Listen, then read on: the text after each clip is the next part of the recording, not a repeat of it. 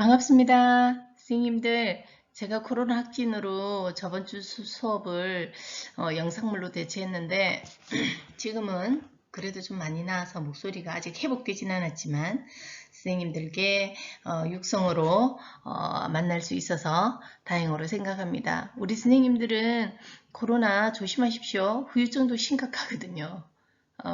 일단 기운이 없고요. 그 다음에 입맛도 없고 그 다음에 뭔가 모르게 무기력해져요. 그리고 약간 판단력이 흐려지는 인지 기능이 약간 떨어지는 느낌이에요. 그리고 우리 선생님들은 절대 걸리지 마시고 걸렸다 하더라도 영양을 많이 섭취하셔가지고 빨리 회복해서 안 아프셨으면 좋겠다는 생각을 합니다. 그리고 지금 벚꽃이 한창 많이 폈죠. 우리 선생님들도 그 벚꽃 보면서 힐링도 하시고 개나리 보면서도 힐링하시고 조금 행복한 봄을 보내길 바라면서 수업을 한번 시작해 보도록 하겠습니다. 4주차 1차 청소년 심리 및 상담 수업을 시작하도록 하겠습니다. 그럼 수업 속으로 한번 들어가 볼까요? 목차는 청소년의 부정응에 대한 정의를 알아볼 거고요. 그리고 청소년의 내재화의 문제는 뭔가, 그 내재화의 문제 중에서도 우울증이나 불안장애, 자살, 섭식장애 등을 한번 살펴보도록 하겠습니다.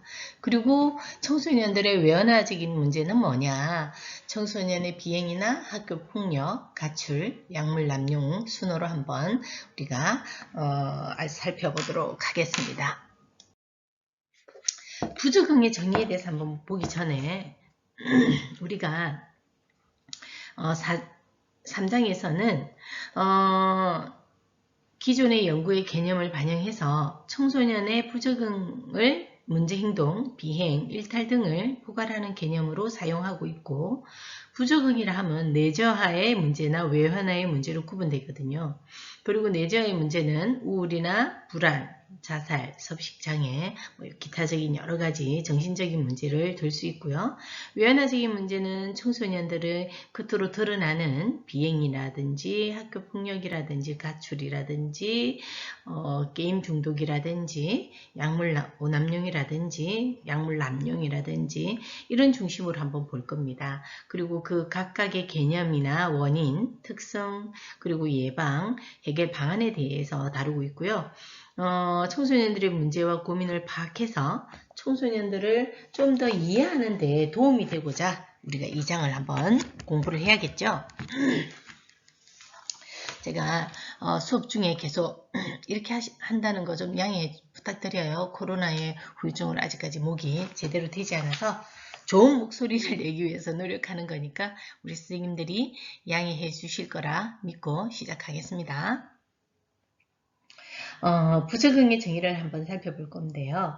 청소년기의 부적응 행동은 청소년을 둘러싼 가정이나 학교, 사회 등의 여러 요인이 복합적으로 적용하면서 그 안에서 발생하는 행동들을 말합니다.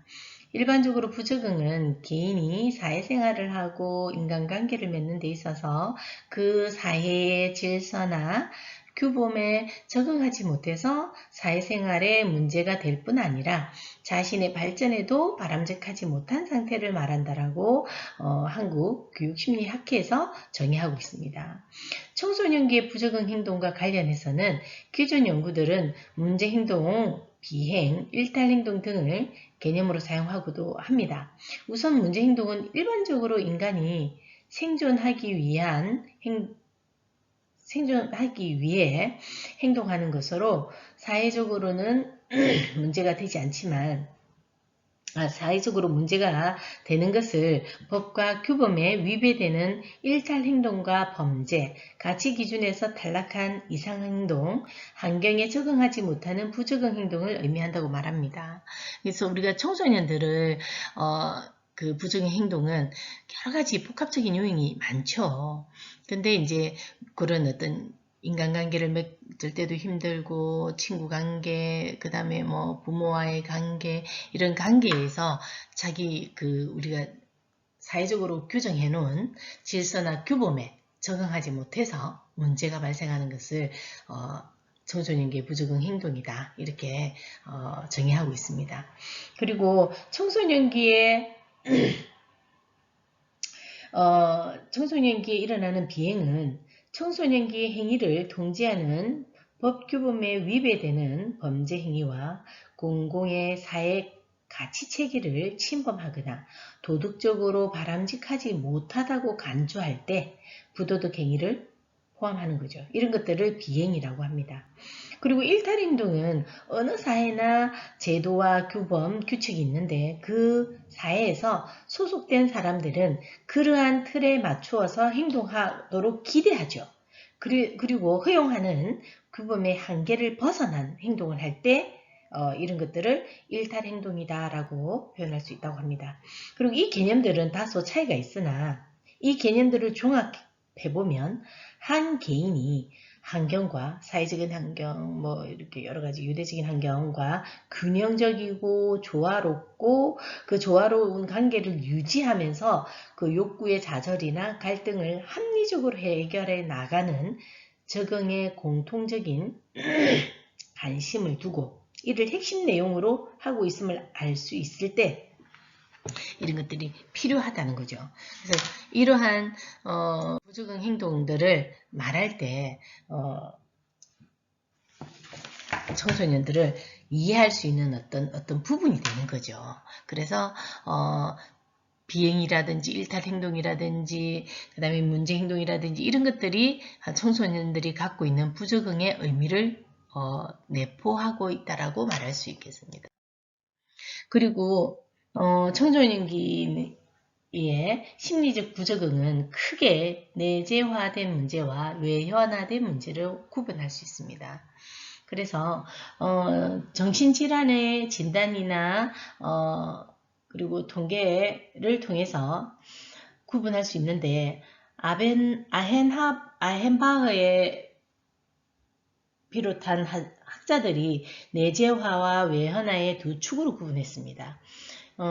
이는 아동기나 청소년기의 심리사회적 부적응 문제가 단일 증상으로 나타나기보다는 유사 증상으로 나타나고 중복되고 공존하는 경우가 많기 때문에 비교적 동시 발생적인 문제 행동을 나타난다라고 하기 때문에 내재화와 외현화로 광범위한 두 축으로 구분한 거죠. 그래서 그것을 그렇게 해두는 것이 훨씬 더 우리가 구분하기가 쉽기 때문에 그래서 내재화된 문제는 어떤 것이 있는지 볼까요? 내재화된 문제는 우울과 불안 그리고 신체 증상 및 사회적 위축 등과 같이 소극적이고 사회적으로 내향적이 되어 지나치게 자신을 통제하거나 정서적으로 불편감을 겪는 의미를 말합니다. 특히 고등학생들이 중학생이나 초등학생에 비해서 내재화 문제가 심한 거죠. 고등학생 시기에 해내야 하는 과업이 다른 시기에 비해서 무겁고 그 다음에 그 많은 욕구를 억누르고 있기 때문인 거죠. 그래서 내면한 문제는 타인에게 피해주거나 갈등을 불러오기보다는 자신의 괴롭히고 그러다 보니까 그런 걸로 인해서 우울이나 자해를 하기도 하는 거죠. 그래서 그러면 내현화 문제 중에 우울증에 대해서 한번 볼 건데요. 우울한 기분이 누구나 일상에서 자주 느낄 수 있는 것인데 그에 비해서 우울증은 정신의학에서 사용하는 용어로 일시적으로 기분이 저하되는 것이 아니라 생각의 내용이나 상호 과정, 그리고 동기, 그리고 의욕, 그리고 관심, 그 다음에 행동, 수면, 신체활동 등이 모든 전반적인 정신기능이 떨어진 상태를 말하는 거죠. 이러한 증상이 거의 매일 거의 하루 종일 나타나기 때문에 그런 것들을 의지대로 할 수 없는 것을 우울증이라고 할 수 있습니다. 우울증의 증상을 청소년들의 증상을 살펴보면 청소년기의 우울증의 증상은 우울감을 직접 호소하기보다는 불면증이나 피로, 그리고 두통, 복통, 신체 증상으로 나타내는 경우가 일반적입니다. 그래서 보통 학생들이 배가 아프다, 머리가 아프다, 자꾸만 두통이 온다, 이런 식으로 계속 어디가 아프다는 본인의 심리적인 상황이 신체화로 나타난 것인데 그것을 내면적이라는 것이 아니라 신체적인 것으로 인지하는 경우가 많습니다. 그리고 청소년기 우울증 특징으로 보면 지속적으로 슬픈 감정을 보이고요. 그리고 두 번째, 이전까지는 좋아하던 활동을 거의 하지 않으려고 하고요. 그리고 세 번째는 활동 자체가 줄어듭니다. 이렇게 막 나대고 하던 것들이 점점 줄어들고 안 하려고 하고, 그리고 화를 잘 내고요. 그 다음에 두통이나 복통 같은 신체적 증상을 많이 보입니다. 그래서 학교에 잦은 결석이나 그리고 성적이 떨어지고 그리고 숙제를 잘 하지 않고 이게 모든 걸 귀찮아하고 이런 경향이 보이는 거죠. 그리고 신체적으로 나른해야 하거나 활동력이라든지 주의 집중력이 떨어집니다. 식사나 수면 패턴이 바뀌고 그리고 죽고 싶거나 그리고 자살에 대한 얘기도 많이 하죠. 그리고 혼자 지내는 시간이 많아지면서 친구들과 놀이에 흥미를 상실하게 됩니다. 이런 것들이 청소년기의 우울증의 특징인데 지금 제가 코로나로 인해서 약간 이걸 읽으면서 난가? 이런 생각을 했습니다. 근데 우리 모두 이런 공부를 하다 보면 마치 내 것인 것처럼 느낄 때가 있습니다. 그런데 그렇지만 그걸 조절하는 능력에서 문제이기 때문에 우리 선생님들은 건강하시다고 보면 됩니다. 그리고 우울증의 원인을 보면 생물학적인 원인에서는 뇌신경 전달 물질의 불균형이죠. 이 불균형, 뇌신경 전달 물질들이 이렇게 막 필요할 때 나와야 되는데 그것이 제대로 나오지 않고 밸런스를 유지하지 못해서 어떠한 것은 과도하게 나오고 어떤 것은 나오지 않고 이러다 보니까 그 어떤 원만하지 않은 상태가 되다 보니까 아드레날린이라든지 그다음에 그 셀레토닌이라든지 이런 것들이 불균형을 이루다 보니까 갑자기 화가 나고 갑자기 깔아지고 갑자기 슬퍼지고 이런 현상들이 일어난다는 것이 생물학적인 원인이 되겠습니다.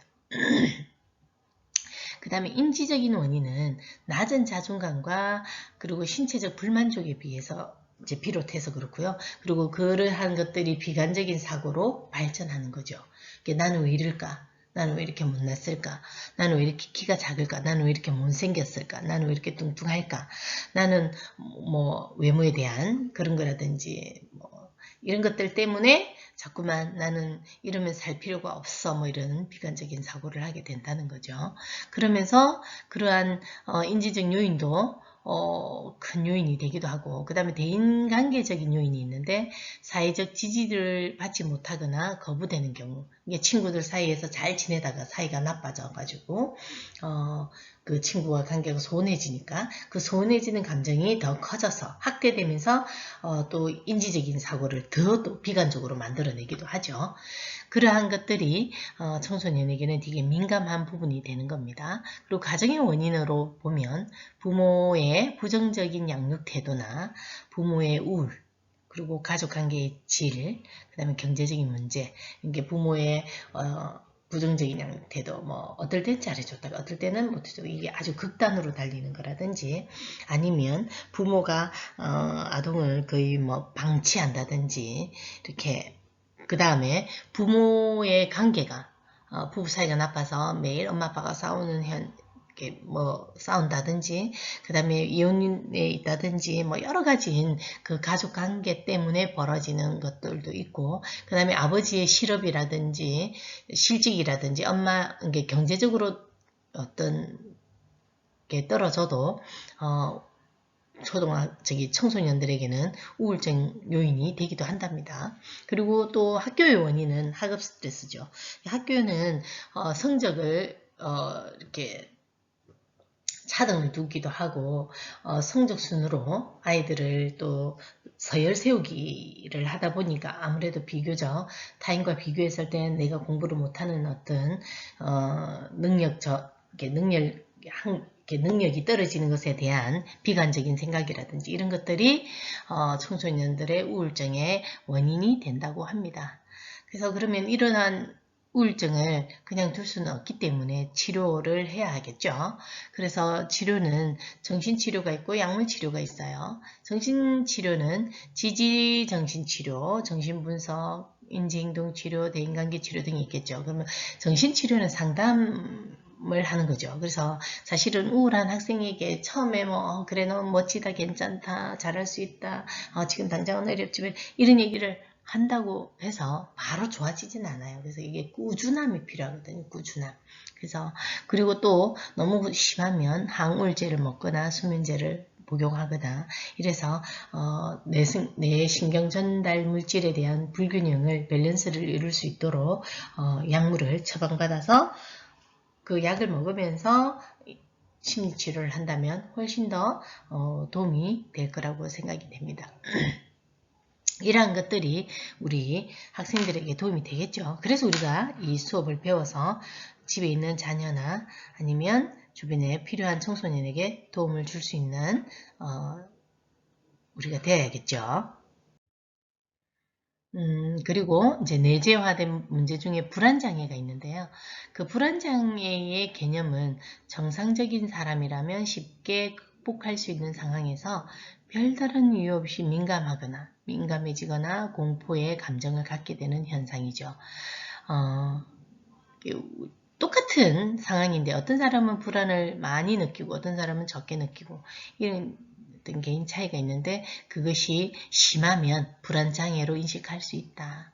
그리고 청소년기의 불안장애의 형태는 자신이나 부모의 안전에 대한 공포가 지속될 때, 그 다음에 등교 거부의 모습, 그 다음에 잦은 위통이나 다른 신체 증상을 호소하는 경우, 그리고 부모와 분리 시 공포 상태의 경험을 하거나 그 다음에 짜증 발생하겠죠. 그 다음에 낯선 사람과의 대화나 만남을 거부하고, 그리고 일어나지 않는 일에 대한 과도한 걱정, 그 다음에 새로운 것을 시도하기 위한 주변의 많은 지지가 필요하죠. 그리고 청결, 손 씻기, 열중하죠. 편안한 수면이 어려워지죠. 이게 청소년기의 불안장애의 형태로 나타나는 거죠. 이게 그 죽음에 대한 공포가 가장 크고요. 이게 안전이죠. 부모나 엄마가 죽으면 어떨까, 아빠가 죽으면 어떡할까, 뭐 이런, 내가 죽으면 어떻게 할까, 이런 불안 때문에 이 불안감이 오래가면 우울증으로 변화하기도 하죠. 등교 거부는 마찬가지로 학교에 가면 아이들이 나를 힘들게 하면 어떡할까, 아이들이 나를 놀리면 어떡할까, 뭐 이러한 과도한 걱정 때문이겠죠. 그 다음에 공부를 못하는 것이 친구들에게 들통이 나면 나를 무시하지 않을까, 이러한 것들이 등교 거부의 모습으로 나타나기도 합니다. 그리고 이제 실제로 내 마음이 불편해지고 불안하고 걱정되는 것이 나중에는 그걸 표현할 방법이 없다 보니까 신체적으로 나타나는 거죠. 배가 아프거나 두통이 있거나 이러한 것들을 심리적인 것에 비롯해서 나타나는 것을 보통 우리가 병원에 가면 원인은 없는데 왜 아프냐, 신경성이다 했던 것들이 모두 신체화 증상이라고 보면 됩니다. 그 다음에 부모와 분리되는 것에 대한, 우리 엄마 아빠가 이혼을 하면 어떡할까? 그럼 난 누구랑 살아야 되지? 뭐 이러한 것들이 공포의 경험이 되기도 하고, 그리고 본인이 해결할 수 없다고 생각하기 때문에 짜증이 발생하는 겁니다. 그래서 짜증을 많이 내겠죠. 무기력함 때문인 거죠. 내가 어떻게 할 수 없다는 그 생각을 하면서 그런 제안에 막혀서 짜증을 많이 내죠. 그리고 또 안전한 것에 대한 욕구가 크다 보니까 낯선 사람과 만났을 때의 불편함, 이런 것들을 거부하죠. 불편한 어떤 환경을 만들어내는 것 자체를 거부하다 보니까 이런 형태가 일어나기도 하고, 그 다음에 일어나지 않는 것에 대한 과도한 걱정, 그렇죠? 이게 미리 걱정하는 거죠. 뭐 하늘이 무너지면 어떡할까, 이런 거, 전쟁이 나면 어떡할까, 아니면 애들이 나를 다 싫어하면 어떡할까, 만약에 내가 꼴찌를 하게 되면 어떡할까? 뭐 이건 일어날 수 있는 일이지만 어쨌든 그러한 것들 때문에 불안장애를 겪기도 하고 그 다음에 이제 청결에 대해서 너무 손쉽게 열중한다든지 샤워를 오래 한다든지 뭐 이런 것들이 많습니다. 내 몸에 냄새가 난다고 생각해서 여러 번 씻거나 머리도 마찬가지입니다. 그러한 형태가 나타나기도 하고 편안한 수면이 어려운 것도 뭐 이거는 또 자기가 자는 동안에 어떤 일이 발생하면 어떡할까 하는 그런 불안이겠죠. 이러한 것들이 청소년의 불안장애 형태로 예를 든 것들이 이 챕터가 조금 문제가 있는 것 같아요. 그래서 불안장애에 대해서는 제가 챕터 없이 일단 설명을 드릴게요. 불안장애는 정상적인 사람이라면 쉽게 극복할 수 있는 상황에서 별다른 이유 없이 민감해지거나 공포의 감정을 갖는 현상을 말하는데요. 대개 불안장애는 그 원인을 이해하지 못함으로 효과적인 대응이 어렵다고 합니다. 그리고 심장박동의 증가나 근육 긴장, 발한과 같은 생리적인 증세를 추간하기도 하고 만성인 경우에는 일상생활에 지장을 초래할 수도 있다고 합니다. 그리고 청소년기에 나타나는 불안장애는 그 자신이나 부모에 대한 안전에 대한 공포가 크고요. 이러한 것들이 좀 전에 제가 설명을 드렸고 불안장애는 그리고 그 원인은 불안장애의 원인은 우선 프로이드의 정신분석 이론에서는 불안을 자아에 대한 위험신호로 보았는데요. 무의식에서 받아들일 수 없는 충동들이 의식에 표출되기 위한 압력으로 가해질 때 위협을 느낀다는 거죠. 이게 원래 의식하지 않았던 것들이 무의식에서 뭔가 올라오는 그 과정을 기억이 날 듯 말 듯 하는 게 전의식인데 그 전의식으로 올라와서 의식화될 때 불안을 느끼는 거죠. 이게 뭐지? 이게 뭐지? 뭐 이렇게 하면서 이러한 것들 때문에 불안을 느끼고 그리고 자아가 이에 대한 방어적인 체계를 갖추는 과정에서 불안이 일어나는 거죠. 불안 이것도 방어기제라고 설명을 아직 안 했는지 모르지만 불안도 나의 무의식에서 올라오는 이 알아차림이 생겨질까봐 생기는 것들 밀어넣기 위한 이게 의식하고 싶지 않기 때문에 불안을 가져서 일부러 밀어넣어 버리는 겁니다. 그런 것들에 의해서 위협되니까 방어적인 체제를 갖추는 과정이 불안이 일어난다 이렇게 말하는 거죠. 이건 프로이드 이론에서 설명하고 있는 거고 그리고 인지 이론에 따르면 불안감을 잘 느끼는 사람은 현실과 달리 위험성을 지나치게 지각하거나 평소 자신의 능력을 가소평가하기도 하고 사고체계가 자동적으로 자기 패배적인 생각을 해서 비적응적인 행동 양상을 보인다고 합니다. 그리고 학습 이론에서는 불안이 환경에서 특수한 자극이 있을 때 이에 대한 조건 반응으로 생긴다고도 하고요. 그 외에도 개인의 선천적인 기질이 불안하고 그 불안이 가족력이 있거나 주위 사람으로부터 불안한 행동을 배우게 되는 것에 대해 원인이 있다고 합니다. 청소년기에 따르면 대표적인 불안은 분리불안, 그리고 강박증, 공황장애, 공포증, 외상후 스트레스 등이 있습니다. 그래서 이제 여러 이론들을 봤죠.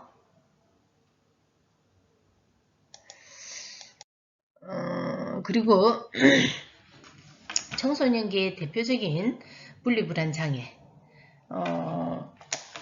애착 대상과 떨어져 있는 것에 대한 불안이 나이에 비해서 심해서 일상생활이 심각한 문제를 초래하게 됩니다. 그런 것도 있고 그 다음 강박증, 본인의 의지와 무관하게 어떤 생각이나 장면이 자꾸 떠올라서 불안해지는 거죠. 그 불안을 없애기 위해서 또 어떤 행동을 반복적으로 하는 경우를 강박증이라고 하죠. 그 다음 공황장애, 요즘에 좀 많아요.